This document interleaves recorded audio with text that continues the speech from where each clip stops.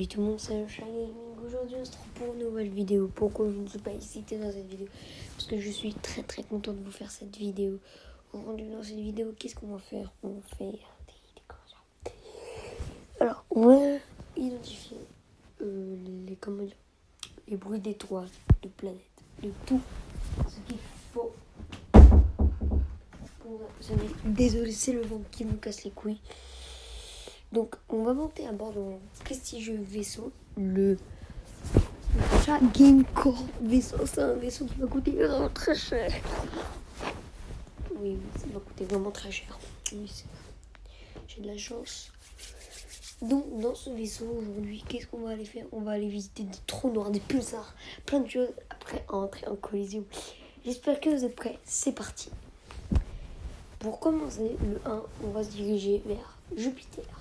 Jupiter, la cinquième planète du système solaire, qui elle-même maintient la ceinture je sais plus comment elle s'appelle cette ceinture. Mais bon, voilà quoi, je suis pas vraiment, je suis tout le monde dans l'espace. Donc, à peu près, voilà. Donc, c'est parti, passons en vitesse lumière jusqu'à Saturne.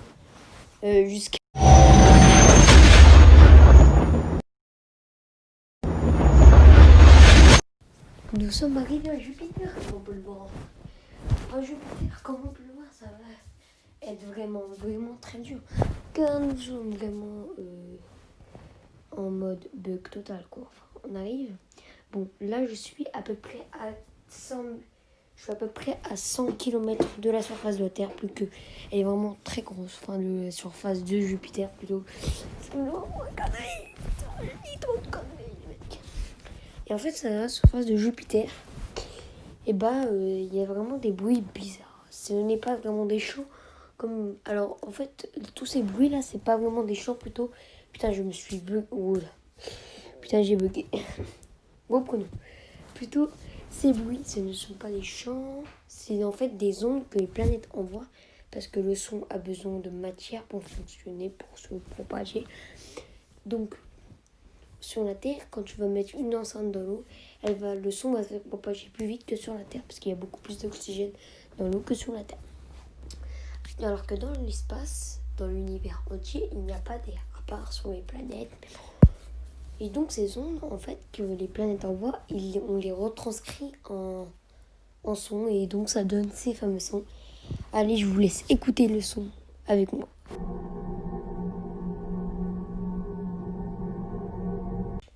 Flippant, n'est-ce pas, hein? Ouais, j'ai l'habitude tous les jours d'en voir ces planètes. Non, c'est une blague. Maintenant, Maintenant, on va partir pour Saturne. Avec ses magnifiques anneaux majestueux. Nous allons pouvoir l'avoir grâce à des appareils photo. L'appareil photo le plus puissant du monde a réussi à l'avoir. Le docteur Nosman. Donc c'est parti.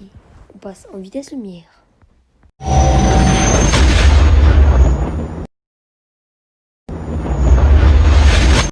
On est arrivé à Saturne avec ses magnifiques anneaux. On va déjà étudier ces anneaux. Dans le système solaire, il n'y a pas que 2 planètes qui ont des anneaux. 3 ont des anneaux. Uranus, Jupiter et Saturne. Jupiter, j'ai pas trouvé le son d'anneau. J'ai pas eu le temps d'identifier. Mais bon, on va identifier Saturne. Allez, je vous laisse écouter.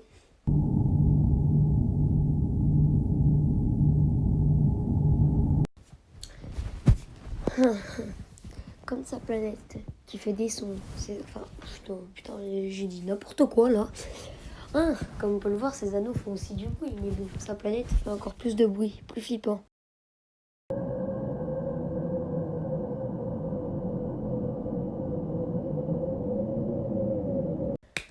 Là, vous êtes en train d'être en transe en vous disant, les planètes font des bruits. Oh my god. Bon, mais non, vous inquiétez pas, ce sont juste des ondes qu'elles émettent. Nous partons maintenant pour Uranus, la 3e plus grosse planète du système solaire. Allez, c'est parti, on part.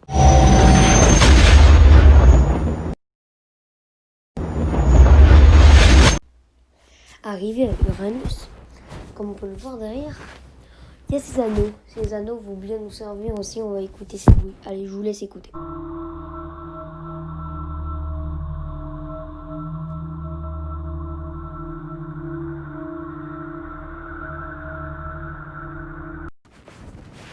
Là, vous êtes tous en bas trans.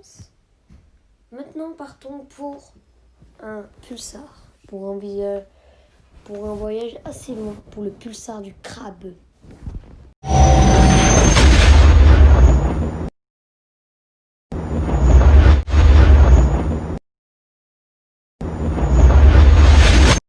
Le pulsar du crabe est vraiment très jeune. Il a que 3000 ans et est né après une explosion de supernova. Oui, une supernova, qu'est-ce que c'est? C'est quand une étoile est à la fin de sa vie. Putain, je suis toujours avec une putain de blaster. Faut que j'arrête de vous, ça va vous péter les oreilles. Et en fait, ce qui s'est passé, c'est que l'étoile est morte. Elle a créé la nébuleuse du crabe. Et dans la nébuleuse du crabe, il y a le pulsar du crabe. Allez, c'est parti, écoutons ça en images. Et vous...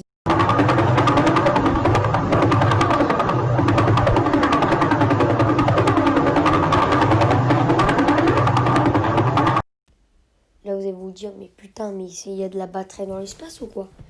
Oui, il y a de la batterie dans l'espace. Mais bon, maintenant partons pour 2 trous noirs prêts à entrer en collision.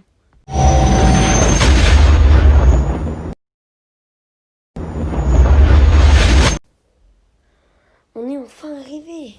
Ça nous a fait quand même beaucoup de trajet, tout. Donc, maintenant, écoutons les bruits.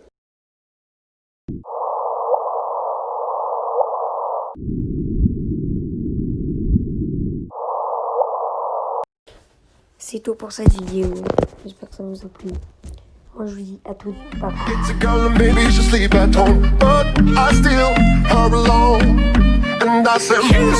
bye.